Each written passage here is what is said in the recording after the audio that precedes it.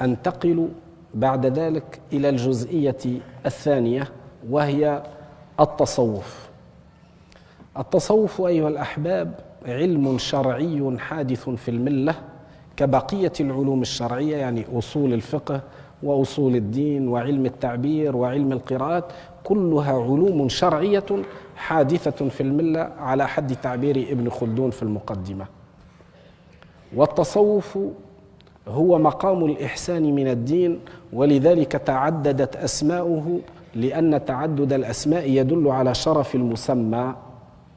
فهو علم السير، وهو علم السلوك، وهو علم الإحسان، وهو علم التربية الروحية، وهو علم الباطن، أسبغ عليكم نعمه ظاهرة وباطنة، وهو علم الذوق، ذاق طعم الإيمان من رضي بالله ربا، الحديث.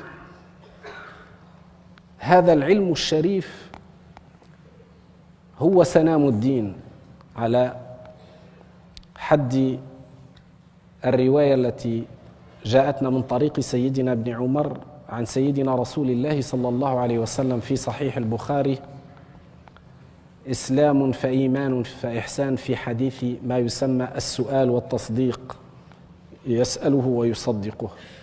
قال: ما الإحسان؟ قال: أن تعبد الله كأنك تراه، فإن لم تكن تراه فإنه يراك، فأنت بين مشاهدة ومراقبة. إذا ما خلوت الدهر يوما فلا تقل خلوت، ولكن قل علي رقيب. رقابة الحق وشهود العبد لنور الحق.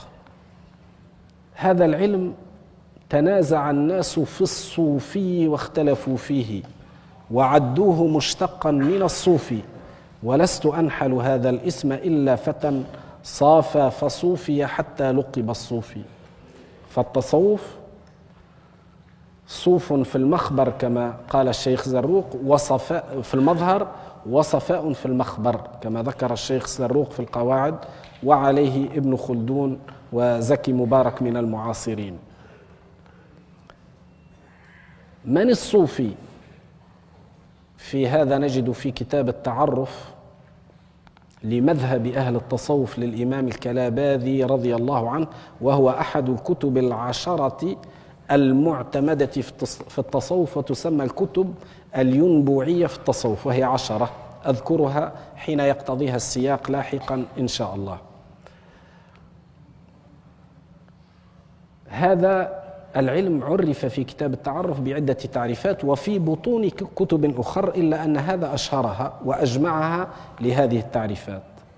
قال: هو التعلق بالحقائق والتخلي عن الدقائق، أن يتعلق العبد بالحقيقة ولا يلتفت إلى ما يحصل له من الكرامات، لأن العبد إذا أنس بالكرامة فإذا فقدها انقبض، فأنسه بالكرامة لا بالله. والمطلوب أن يكون مستأنسا بربه كما كنتم تسمعون في صفات عباد الرحمن. قال: التصوف حين نذكره ننعت الصوفية بأنه من لبس الصوف على الصفا، وأطعم البطن إطعام الجفا، وترك الدنيا خلف القفا، وسلك سبيل المصطفى صلى الله عليه وسلم.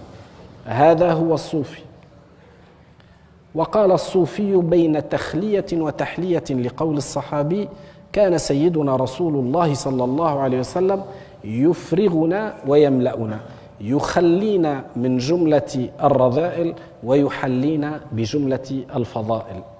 واسترسل في هذه التعريفات التي لا شك أن طلبة العلم في بدء طلبهم يعرفون منها الكثير.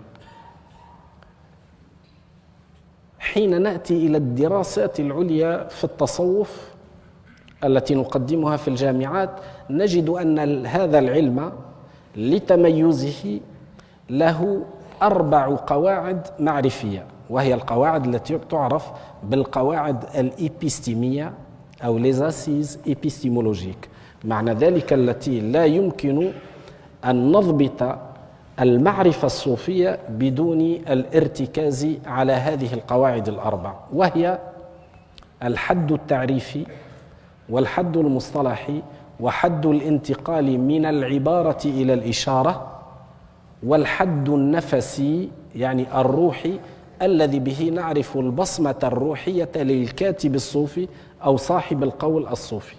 أما الحد التعريفي فتضمن الاشتقاق. التصوف مشتق من الصوفي، مشتق من الصفاء، مشتق من صوفوس وهي الحكمة، مشتق من الصفة التي اتخذها سيدنا ومولانا رسول الله صلى الله عليه وسلم للفقراء من المهاجرين، مشتق من الصف لأن السادة الصوفية في حضرة الحق في الصف الأول هم الذاكرون لله على الدوام، الذين يذكرون الله قياما وقعودا وعلى جنوبهم، والذين قال مذكرا إياهم وهو الذي جعل الليل والنهار خلفة لمن أراد أن يذكر أو أراد شكورا، ثم نعتهم وعباد الرحمن الذين يمشون على الأرض هونا الآيات.